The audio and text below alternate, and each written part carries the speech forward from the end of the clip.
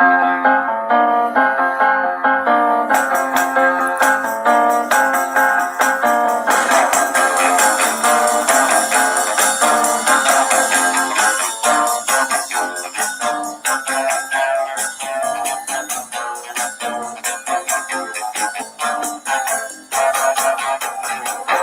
best things in life are free, but you can get them to the birds and bees. I need fun.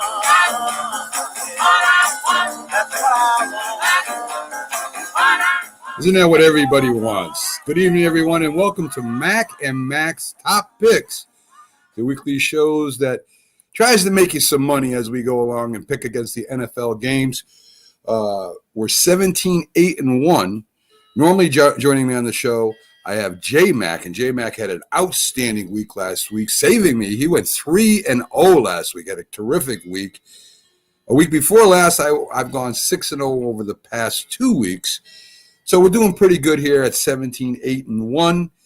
If you have bet on all the 26 games that we have spoken about, you're $1,700 gross if you just do $100 straight up, not counting what the odds are, and you're up a total of $1,200. So you're making money with us every week. And this week, I may have a 3-0 week, and I'm feeling really good about my picks this week, and hopefully we'll get Jay back on here soon. He's got a couple things he's got to take care of. First, we're going to go over a little NFL news as we do every week. Richard Sherman has joined the Bucs. Their depleted secondary. Maybe he'll help them. Maybe he won't. Maybe he has something. We'll see what happens. But the Bucs definitely need a little help on their defense. They haven't played well this year. The rookie quarterbacks are getting beat up. They haven't played that well this year. I expected that, especially with, the first round picks normally going to bad teams that are rebuilding. And right now, I think they only have one win and 7 losses under their belt.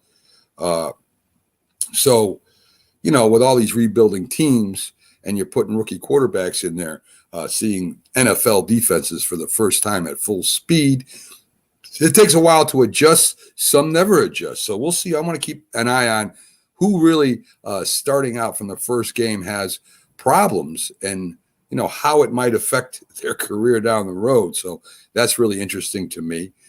Tonight, we have we'll see what kind of game it is. We have 2 quarterbacks. Both are really rookies. Trevor Lawrence, of course, a first-round pick this year.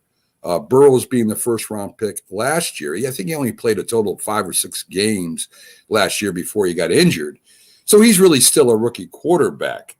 Of course, Trevor Lawrence, he's thrown for more touchdowns in the first 3 games than any rookie in history, but he has 7 interceptions too. So, this year, he's going to have problems. Burrows last year, even though Cincinnati was losing when he played well. And after he lost, Cincinnati won a few games. So their defense is playing well this year. They got a really good running back with Nixon there. And, the offense is kind of kicked in last week. They had a real good game. I figure they're going to win this game tonight. Jags are due to win one, but I don't think it's going to be this week. Bengals have, like I said, a good running game, a solid defense. I think they're in the top 10 this year so far. The Bengals are giving 7.5 points. They'll probably win at least by 10. I like the Bengals with a better defense, so I'll take the Bengals and the 7.5 points tonight on Thursday Night Football. I'm going to go ahead and start giving you the picks of all the games. I'll save my top 3 in my underdog pick till the end, this is where I would place my money. So against the spreads, we have Washington -1 versus Atlanta. Atlanta definitely has the experienced QB with Matt Ryan. The Washington defense has kind of been a little disappointing this year, right? They were supposed to have one of the best defenses in the leagues. Buffalo, the Giants, they put a lot of points on their defense. Their front 4 got some sacks, but the back half of the Washington defense still needs a lot of work. I can see them coming to life a little bit. The Redskins, again, are given 1.5 to Atlanta. I expect them to cover on Sunday. Houston getting 16.5 versus Buffalo. The Bills look like they're running on all cylinders. They look really good. But they might be looking past the hard-fighting Texans, right? They're out there. They're giving it their all. And anytime I see 16.5 points, I'm taking the points. Guys, these are still pro football players. I think Buffalo wins rather easily, but Texans come in under the spread, so I'll take the dog there. Cleveland -2 at Minnesota. It looks like the Vikings found a little mojo last week. But Cleveland has an awesome running game, right? They got the two-headed monster there with Hunt and Chubbs. They got good tight ends. Odell I expect to be playing. Minnesota, if they play the way they're capable of playing, it could go either way. But I'll take the Browns minus the 2 points. Kirk Cousins, I still don't know about him. Baker Mayfield, I'm still out on. But I just like the Browns front four and their running game to get past the Minnesota Vikings. Interesting game. Detroit +3 at Chicago. Chicago looks like a dumpster fire, right? They look worse than the Lions this year. Detroit is playing tough. They barely lost to the Baltimore Ravens on that field goal, 66-yarder that hit the bottom bar and rolled over. There really was they really ran out of time. There should have been a penalty, but Baltimore, of course, being the better team, found a way to win. Detroit, like I said, I give them a shot to win this game. They got to win one game, and I'll take the 3 points and Detroit possibly pulling the upset, if you want to call that, over Chicago. We don't know who's going to start, whether it's going to be Dalton or it's going to be young kid Fields, who got sacked, I think, 7 or 9 times last game against Cleveland. They're in some trouble over there in Chicago. The Giants are getting 8 points at New Orleans. New Orleans should beat the Giants. I think the Giants will keep it closer than the 8 points. There's a lot of jobs on the line, I think, already there in New York. The kitchen's getting hot. Management, coaches, players, I think they're all playing for jobs right now. They're a little they're a little bit more urgent than the Saints right now. Again, the Saints should win the game, but I think the Giants will keep it close. So I'm going to take the Giants plus the 8 points. We have Kansas City, who lost to San Diego last Sunday, and the Eagles, who lost to Dallas, coming together for a game. Kansas City, they have their problems. We all see it every week. Their defense, their offense is really not kicking it in this year like they did of last. But I expect Mahomes to light them up this week. I really do. I think the Eagles, they better start running the ball and stop trying to compete against a great passing quarterback like they did last week with Hurts. But I think Kansas City will take it up that next level and cover the spread. So I'm going to take Kansas City minus the 7.5 points versus the Eagles. Seattle +3 at San Francisco. Seattle always has problems with the 49ers, no matter how good or bad either team is. I don't know why that is. Russell Wilson is still an elite quarterback. Their defense definitely is an elite. San Francisco has a solid all-around team, right? They got a good defense. Their offense is playing well. I like the 49ers giving Seattle 3 points this week, especially being at home. Baltimore +1.5 versus Denver. Denver's D is awesome. Now, this is probably going to be one of their toughest chores this year with Jackson in town. They're going to have to be able to control his running plus his passing. Teddy Bridgewater kind of takes what you give him. He's not a big strike quarterback, but he's very efficient. He looks good this year. Maybe he found himself a home in Denver. He takes what you can give him, as I said. And, Baltimore has some problems right now. They'll be there in the end. I don't know if the running back, losing that running back, hurt them more than I thought it would. Their passing game is okay. Their defense is not as dominant as it was, physical as it is. Baltimore's defense was one of the best defenses in the league. So I'm going to go ahead. I'm going to take Denver. I'm going to stay with the hot team. Denver's going to have to keep pace with the Raiders and going to have to keep pace with the Chargers. So I like Denver this week. I'll take the hot team going into this game. So I like Denver.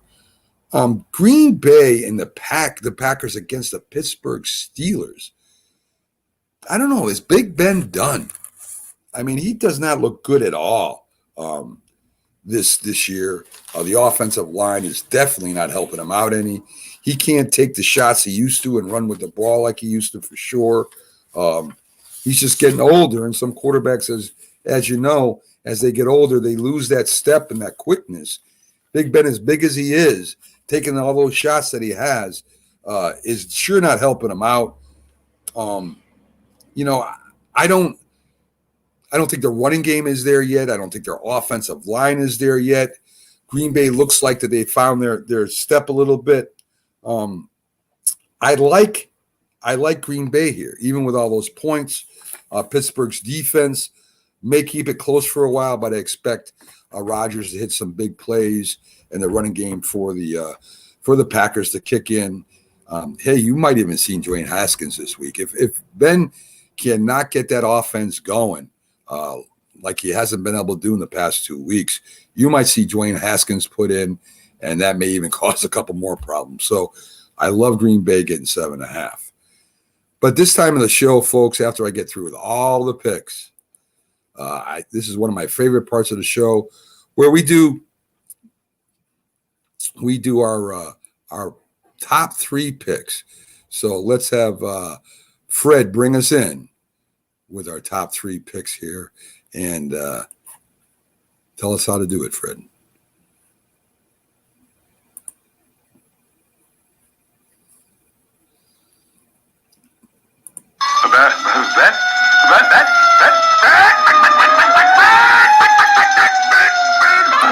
There you go. So Fred encouraging me on to give me my top 3 picks for the week. My lock this week is the Pats. They're underdogs by 6.5. The Bucks coming into New England. Belichick will keep Brady kind of at bay for about 4 minutes. But the Bucks are just too strong for the Pats right now. I can see Brady not stop pouring it on until the game is over. I like the Bucks running away here. I'll give the Patriots 6 points and take the Bucks with that pick. Miami minus 2.5 versus the Colts. Brissett looked really good last week. Both these are very good. The Colts may have got Wentz, but they inherited all the problems that come with Wentz, right? The injuries, the little problem that he had within the locker room there. I think both his ankles are hurt. I don't even know if he's going to play, and how long he plays, we'll see. So I like Miami with Brissett this week giving the Colts 2.5 points. I'll take the Dolphins. The Titans are given 8 points to the Jets. Derrick Henry, and Derrick Henry. That's all I can say. Tennessee should win this very easy. The Jets' offense and defense are just not good this year, right? They got the rookie quarterback out there. Tennessee defense is not the best, but they don't have to be that great to keep the Jets' offense in check. The Dolphins' defense gave up a lot of big plays last week, and Derrick Henry should rush for well over 100 yards. You'll see Tannehill use that play-action pass and beat the Jets deep. So I think Tennessee will at least win that game by probably a couple touchdowns. So I'll take Tennessee in the 8 points they're giving the Jets. So you have my top 3 again is the Bucks minus 6 at the Patriots, Miami minus 2 points coming up against the Colts, and I like the Tennessee Titans giving the Jets 8 points. So that's my top 3. need to fear. Underdog is here.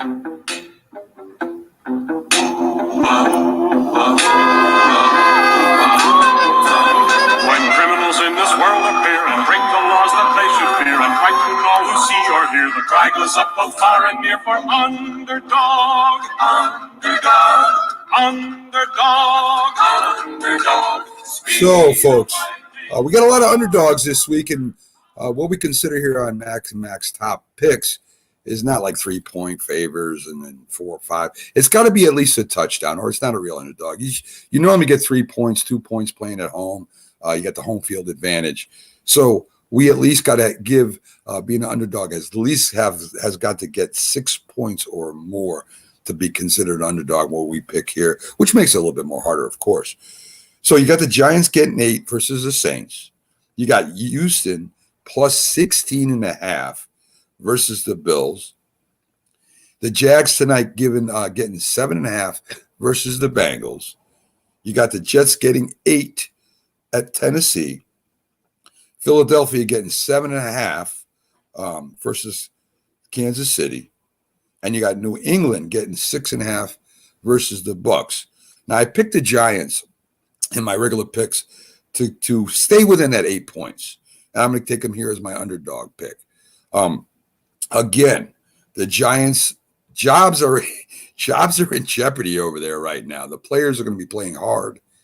The coaches are going to be coaching their best. You may see the owners on the phone with Gettleman and the coaches. I mean, it's a real mess over there right now. They don't want to go 0-4. I still think they're going to go 0-4, but I think the Giants keep it within the 8 points, and that's why I'm taking the Giants. So there you go. Top 3 again. I have the Bucks, which is my lock, minus 6 points at the Patriots. Miami minus 2, playing at the Colts. And Tennessee giving the Jets 8 points.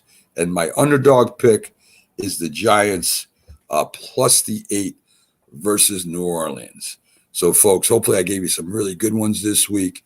Check them out. Do your research. But this is my top 3 and underdog pick. And I think that they're winners this week.